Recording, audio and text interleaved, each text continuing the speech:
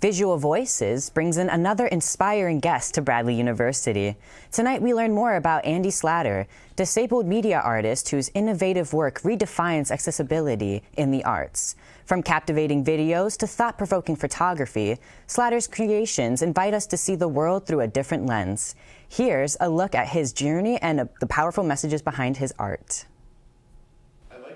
The art department hosts Visual Voices lectures every semester and brings in distinguished artists, designers, and critics to campus to inspire fine art students by sharing their own creative research and other experiences that is relevant to building a career in the field.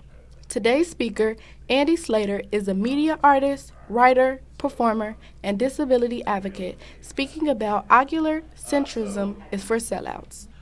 I was invited by Kyle after a discussion about visual art and accessibility, access, and ableism and blindness and that sort of thing. And I always love having the opportunity to kind of share that knowledge and my harsh opinions about that kind of thing to a group, especially enrolled in an institution like Bradley. Slater has been visually impaired since 5 years old and had overcome many obstacles to be where he is today. His disability is not a disadvantage to his life. In fact, it is more of an advantage. He gained skills of drawing, sculpting, sound making, and more forms of art before graduating from Northwestern University and the School of Art Institute at Chicago.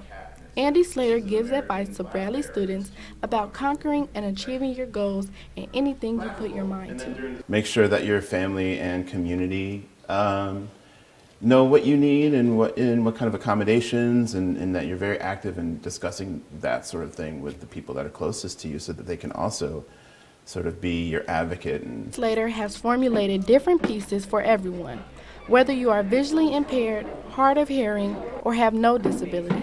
Slater speaks about one of his recent creations he's most proud of, called Unseen Sound Guided Tour, which consists of sound and captions but no visuals. It's like a game where the player uses a controller or keyboards or whatever to navigate through a non-visual space just to hear sounds and kind of drift throughout this 360 sonic world without necessarily having to look at anything. And it consists of bunch of different work and sounds that I've created over the past decade. In addition to Slater's other astonishing achievements, something interesting that stood out was the different ways he made music.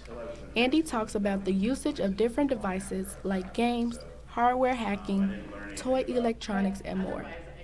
Slater proves his disability has not stopped him from achieving goals and excelling in life. For BUTV News, I'm Autumn Buckner.